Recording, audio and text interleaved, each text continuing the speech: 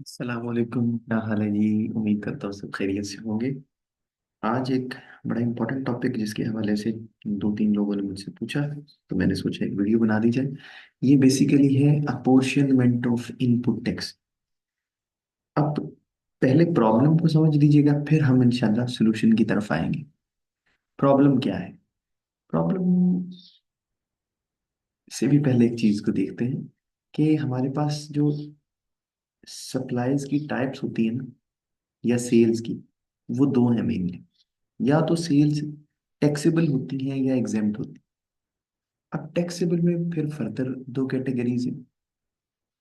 ایک ہے جی ہم اسٹینڈرڈ ریٹ یعنی کہ 18% پہ بیچ رہے ہیں، اور دوسرا ہے ہم زیرو ریٹ، مطلب کہ زیرو ریٹ سپلائز دے رہے ہیں۔ اس کی فائنسٹ ایگزامپل ہماری ایکسپورٹس ہیں، یعنی پاکستان سے باہر ہم سپلائز دے رہے ہیں۔ اب 18% میں بھی خیر پھر فردر کیٹیگرائزیشن ہے کہ ہم رجسٹرڈ بندے کو دے رہے ہیں یا ان رجسٹرڈ کو دے رہے ہیں، اس کو بھی میں اگنور کرتا ہوں۔ اب 18% کے کیس میں تو مسئلہ کوئی نہیں۔ زیرو ریٹڈ میں کیا ہوتا ہے کہ ہم نے جب سیلز کرنی ہے، ٹیکس نہیں کلیکٹ کرنا۔ اب ٹیکس کلیکٹ نہیں ہوگا تو گورنمنٹ کو ڈپازٹ بھی نہیں ہوگا۔ اور یہ جو یہاں پہ ٹیکس کا ریٹ زیرو کیا ہوا ہے، یہ بھی گورنمنٹ نے خود کیا ہوا ہے ایکسپورٹس کے کیس میں۔ ہم کیونکہ ایکسپورٹس کو ہی اپنی بیس بنا ہے۔ اب ایگزمپٹ سپلائز کا آپ دیکھیں کہ ہم کسی ایگزمپٹڈ ایریا میں بیچ رہے ہیں، پاکستان کے اندر ہیں، جیسے آپ گلگت بلتستان یا پھر ہمارے ٹرائبل ایریاز، ان میں آپ کی سپلائز ہیں یا سیلز ہیں، تو وہاں سرے سے ٹیکس ہے ہی نہیں۔ زیرو ریٹڈ کا مطلب ہے کہ ٹیکس ہے لیکن اس کے اوپر ریٹ فی الحال زیرو ہے، کیونکہ zero it self is a number, digit. Exempt کا مطلب ہے سرے سے کوئی ٹیکس نہیں۔ اب مسئلہ کہاں پہ آتا ہے؟ ہم ایک پروڈکٹ بناتے ہیں اور سیل کرتے ہیں۔ اگر ہم وہ لاہور، کراچی، فیصل آباد، ملتان، سکھر یہاں پہ بیچتے ہیں، 18% ٹیکس کلیکٹ کریں گے۔ اگر ہم وہ امریکہ، کینیڈا، یو کے یہاں پہ بیچتے ہیں تو کوئی ٹیکس نہیں کلیکٹ کرنا۔ اگر ہم گلگت بلتستان وغیرہ میں بیچتے ہیں تو اس کے اوپر ٹیکس ہے ہی نہیں۔ اب یہ تین سینیریوز بن گئے، لیکن جب میں نے پرچیزز کی تھی، ان پٹ سیم تھا۔ ان پٹ ٹیکس جو اس کے اوپر تھا نا، پرچیزز کے اوپر، وہ میں نے پے کیا تھا، وہ تو 18% کے مطابق تھا۔ اس میں تو ایسی کوئی فردر کیٹیگرائزیشن نہیں تھی۔ اب میں اس کو کیسے ایڈجسٹ کروں؟ کیا میں وہ سارا ان پٹ اپنی ٹیکسیبل سپلائز کے اگینسٹ ایڈجسٹ کر لوں؟ کیا میں زیرو ریٹڈ سپلائز کے اگینسٹ ایڈجسٹ کر کے اس کا ریفنڈ لے لوں؟ یا میں ایگزمپٹ سپلائز کے اگینسٹ اس کو پڑھا رہنے دوں جو کہ ان ایڈمیسیبل ہے یا ڈیڈ ہے؟ کیا کروں؟ تو اس کے لیے ہمیں کرنی پڑتی ہے اپورشنمنٹ، کیونکہ ان پٹ کامن ہے، پرچیزز ایک ہی طریقے سے ہوئی ہیں اور سیلز مختلف طریقے سے ہوئی۔ تو ہم کیا کریں گے، جس کی جتنی ویٹیج ہے اس کو اتنا ان پٹ دے دیں گے۔ اب کسی کو ان پٹ، آؤٹ پٹ، اور یہ جو زیرو ریٹڈ سپلائز ہیں، ایگزامپٹ سپلائز ہیں، اسٹینڈرڈ ریٹ سپلائز ہیں، ان کے حوالے سے پریشانی ہے تو ایک لیکچر آلریڈی اپلوڈ ہوا ہوا ہے، میں اس کا لنک دے دوں گا ڈسکرپشن میں، اب وہ بھی ضرور دیکھ لیجیے گا۔ جن کے بیسک کانسیپٹس کلیئر ہیں وہ بے شک نہ دیکھیں، جن کو ان چیزوں کا نہیں پتا وہ ضرور دیکھیں۔ اب چھوٹا سا ہم نے ایک سینیریو بنایا ہے کہ ہم نے لوکل سپلائز دی ہیں یا لوکل سیلز کی ہیں رجسٹرڈ پرسن کو، کتنے پرسنٹ پہ ہوگا؟ 18%۔ اس پہ کیا ہوگا جی؟ زیرو۔ اور اس پہ نو ٹیکس ایٹ آل۔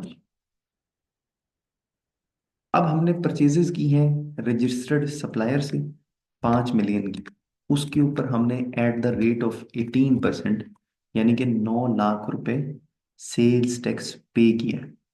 یہ ہمارا ان پٹ ٹیکس ہے۔ اب سٹارٹ کرتے ہیں سولوشن، دیکھیے گا کیلکولیٹ کرنی ہے ہمیں ٹیکس لائبلٹی۔ سب سے پہلے ہم آؤٹ پٹ ٹیکس کیلکولیٹ کریں گے۔ آؤٹ پٹ ٹیکس کس کے اوپر کیلکولیٹ ہوتا ہے؟ یہاں پہ کیوں؟ आउटपुट कब होगा? आउटपुट का मतलब ये है कि हमने सेल्स टैक्स कलेक्ट किया अपने कस्टमर से। तो ये एक ही सिनेरियो है ना जिसमें हमने सेल टैक्स कलेक्ट करना है। इसका 18% हम ले लेंगे एज एन आउटपुट। ठीक है जी, 10,80,000 रुपए हमने कलेक्ट किया अपने कस्टमर से। क्या सारा इनपुट इसके अगेंस्ट एडजस्ट कर दें? नहीं, ऐसा नहीं हो सकता, क्योंकि फिर रिफंड मर जाएगा। वो हमने कभी भी किसी भी सूरत अपना नुकसान नहीं करना।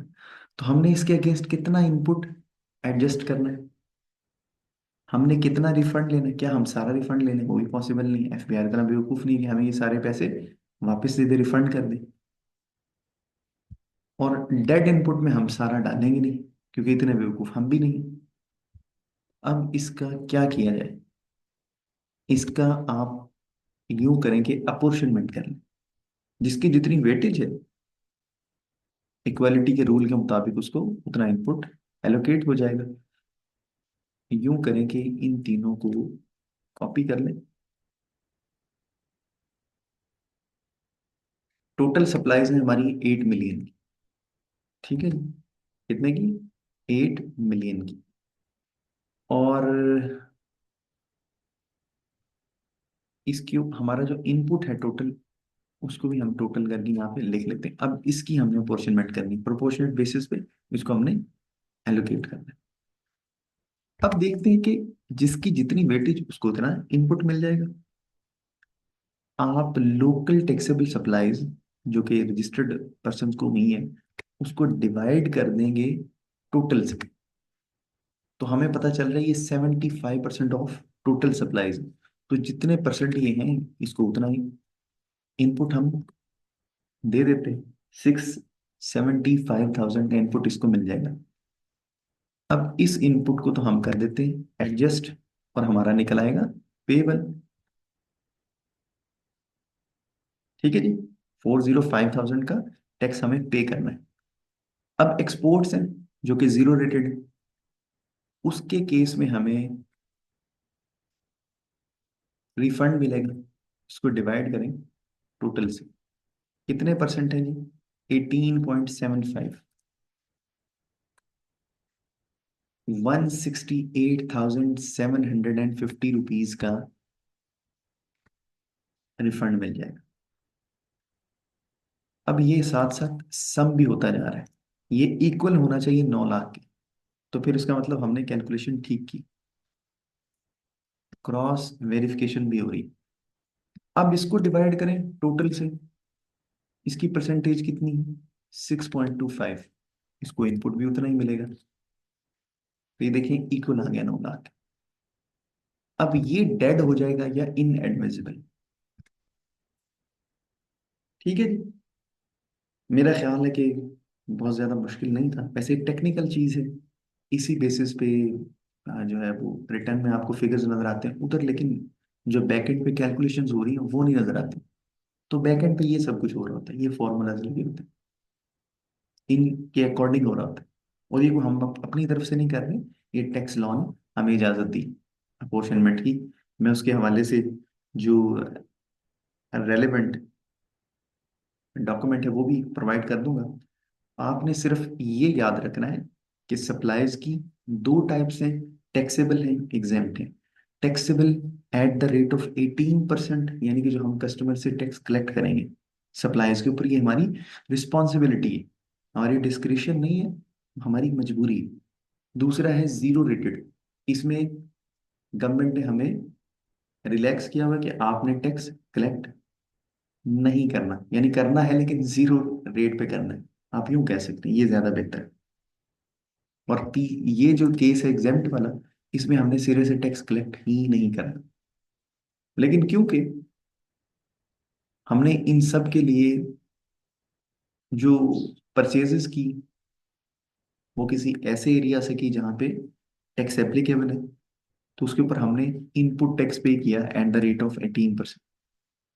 अब उसकी अपोर्शनमेंट करनी है कि किसको कितना इनपुट जाना चाहिए, वही हमने सब कुछ देखा है। अगर कोई चीज़ समझ ना आए तो आप मजीद पूछ सकते हैं, लेक्चर को दोबारा देख सकते हैं। और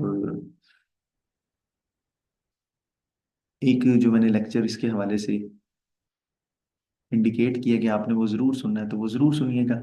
باقی اس کو یہیں پہ ختم کرتے ہیں، اپنا خیال رکھیے گا، پھر ملاقات